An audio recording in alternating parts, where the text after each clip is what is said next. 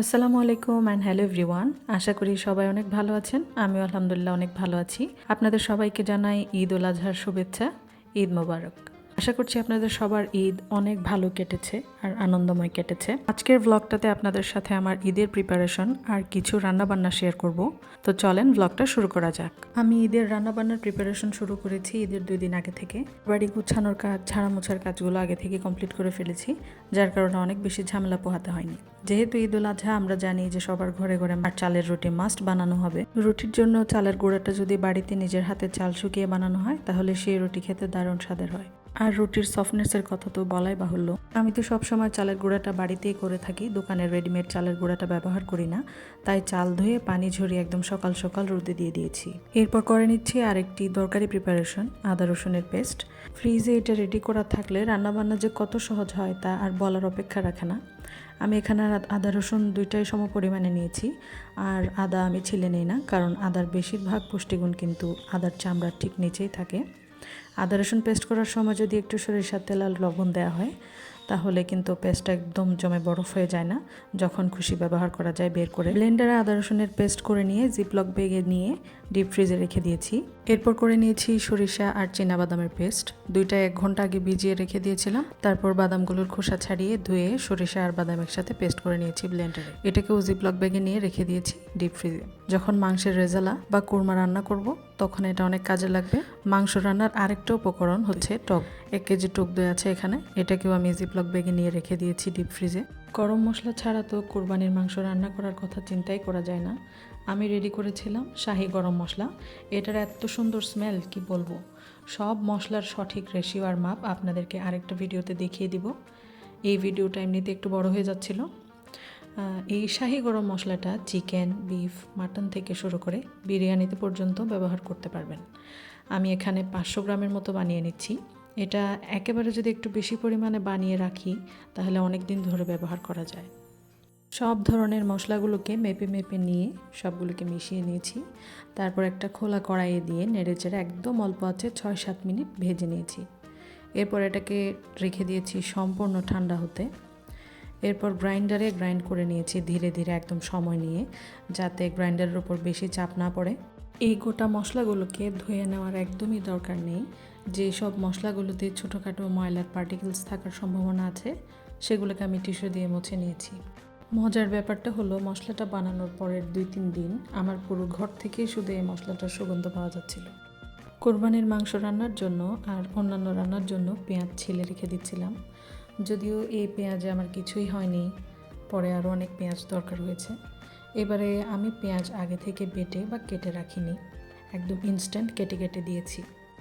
আমার রান্না ভুনা খিচুড়িটা অনেক মজা হয়। কথাটা আমি না, আমার ছেলে আর হাজব্যান্ড বলে। এবারের কোরবানির ঈদে তাই পোলাওয়ের পরিবর্তে খিচুড়ি রান্না করবো ডিসাইড করেছি।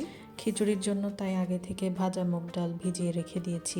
আমি এবারের কোরবানি ঈদেও নাস্তার আইটেম হিসেবে রেখেছি চটপটি, আর মুগ ডাল ভিজানোর সাথে সাথে ডাবলি বুটটাও ভিজিয়ে রেখে দিয়েছি।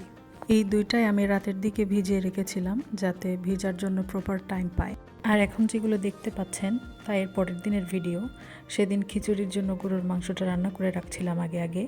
চপারের মধ্যে আদা রসুনের পেস্ট দেখতে পাচ্ছেন, আর আগে থেকে কিছু পেঁয়াজ, টমেটো আর কাঁচামরিচ একসাথে ব্লেন্ড করে রেখেছিলাম। আমি ট্রাই করে দেখেছি খিচুড়িটা সরিষার তেল আর ঘির কম্বিনেশনে রান্না করলে সবচেয়ে বেশি টেস্টি হয়। আমি সরিষার তেলে রান্না করছি, তবে তেলটা পরিমাণে কম দিয়েছি কারণ মাংসের মধ্যে ভালো পরিমাণে চর্বি ছিল। তেলের মধ্যে গোটা গরম মশলা আর পেঁয়াজ কুচি দিয়ে ভেজে নিয়ে আদা রসুনের পেস্ট ভেজে নিয়েছি। আদা রসুনের কাঁচা গন্ধ চলে যাওয়ার পর দিয়ে দিয়েছি গরুর মাংস দিয়ে কিছুক্ষণ কষিয়ে নিয়েছি। মাংস থেকে পানি বের হয়ে এলে বেসিক স্পাইসেসগুলো দিয়ে দিয়েছি, যেমন হলুদ গুঁড়া, মরিচ গুঁড়া, ধনিয়া গুঁড়া, জিরার গুঁড়া, আর তার সাথে দিয়েছি শাহি গরম মশলা গুঁড়া, যেটা আগের দিন বানিয়ে রেখেছিলাম সেটা। তারপর দিয়েছি আগে থেকে যে পেঁয়াজ, টমেটো, কাঁচামরিচের পেস্টটা করেছিলাম সেটা। সব কিছু ভালোভাবে কষিয়ে কষিয়ে রান্না করেছি কম আঁচে, মাংসগুলো 100% সিদ্ধ হওয়া পর্যন্ত। সেদিন আরও রান্না করেছিলাম বাঙালির ঈদের মেইন আকর্ষণ, মানে সেমাই। জর্দা সেমাই রান্নার জন্য ভাজা লাল সেমাই ফুটন্ত গরম পানিতে 15 মিনিট মতো ভিজিয়ে পানি ঝরিয়ে রেখেছি। প্রতিটা ঈদে জর্দা সেমাই ছাড়া তো চলেই না। অন্যদিকে চটপটির জন্য ডিম আর আলু সিদ্ধ করে নিচ্ছি। আগের দিন যে ডাবলিটা ভিজিয়েছিলাম ডাবলিটাও খুব সুন্দর করে ভিজে গিয়েছে, সেটাও একটু বেকিং সোডা দিয়ে সিদ্ধ বসিয়ে দিয়েছি। ডাবলি বুট সিদ্ধ করার সময় বেকিং সোডা দিলে ডাবলি বুট খুব দ্রুত আর ইভেনলি সিদ্ধ হয়। ডিম, আলু আর ডাবলি বুট সিদ্ধ হতে থাকুক, ততক্ষণে আমি ঈদের দিনের জন্য ক্ষীর বানিয়ে রাখছি। আমি বেশিরভাগ সময়ই ফিরনি আর ক্ষীরের রেডি মিক্সটা দিয়ে এটা বানিয়ে থাকি। এটা বানাতে চাল, দুধ, চিনির রেশিও নিয়ে চিন্তা করতে হয় না, সব কিছুই সঠিক পরিমাণে প্যাকেটের মধ্যেই দেয়া থাকে। আর সাথে এক্সট্রা বাদাম কুচি করারও ঝামেলা থাকে না, সেটাও প্যাকেটের মধ্যে দেয়াই থাকে। শুধু যদি ডেকোরেট করার ইচ্ছা থাকে তাহলে অল্প পেস্তা বাদাম কুচি করা লাগে। আমি এখানে 1 লিটার লিকুইড দুধের মধ্যে 2 প্যাকেট রেডি মিক্স দিয়েছি। এখন ভালো মতো জাল করে রান্না করে নিতে হবে। চুলার তাপটা প্রথম দিকে একটু বাড়িয়ে রাখতে হবে, আর যখনই দুধের মিক্সচারে বলক চলে আসবে সাথে সাথে তাপটা কমিয়ে দিতে হবে। আর বাকি রান্নাটা কম তাপেই করতে হবে।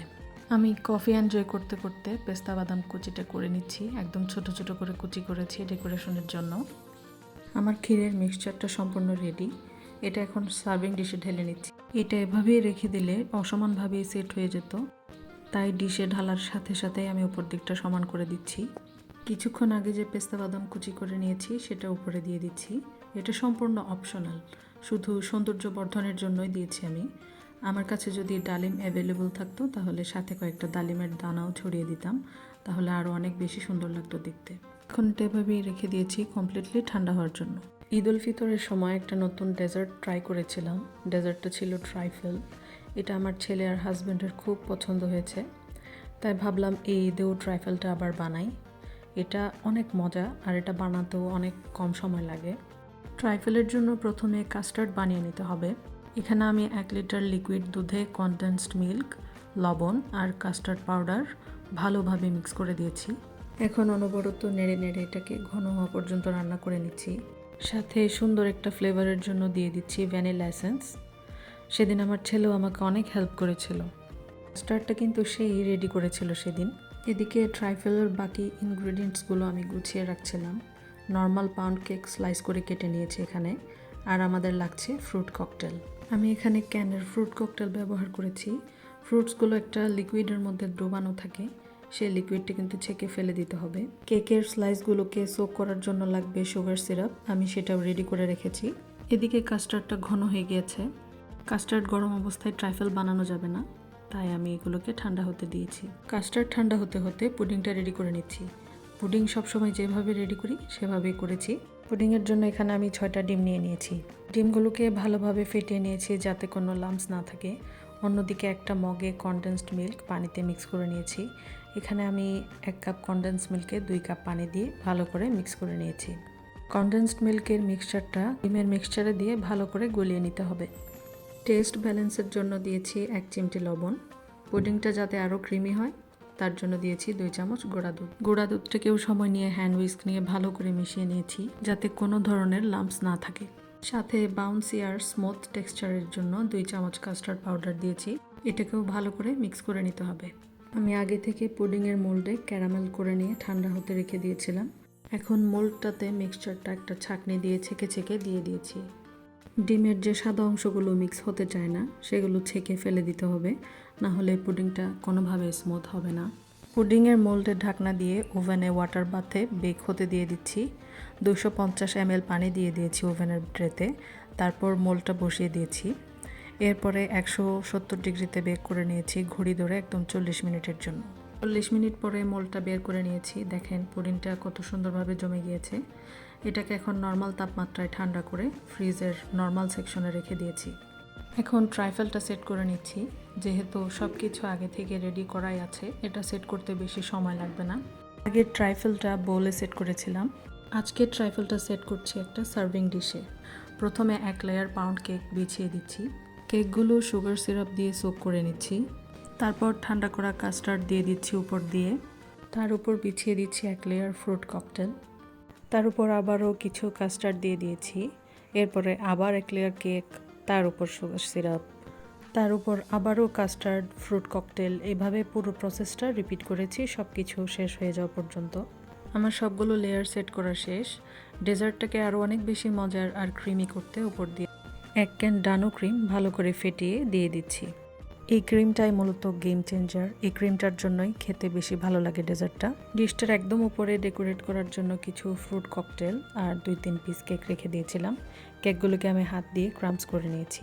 সবগুলো ক্রাম্পস উপরে ছড়িয়ে ছড়িয়ে দিয়েছি আর তার উপরে দিয়ে দিচ্ছি ফ্রুট ককটেল। ককটেলের মধ্যে কিছু চেরি ছিল, চেরিগুলো আমি আলাদা করে রেখে দিয়েছি শুধু উপরে দিব বলে। উপরটা একটু কালারফুল করে সাজালে দেখতে আরও ভালো লাগে, ডেজার্টটা আরও বেশি লোভনীয় লাগে।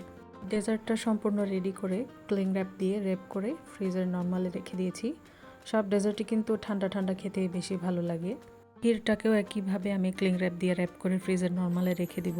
এই তো এবারের ঈদে আমি এই ডেজার্টগুলো বানিয়েছি। আপনারাও নিশ্চয়ই অনেক মজার মজার ডিশ বানিয়েছেন এই ঈদে।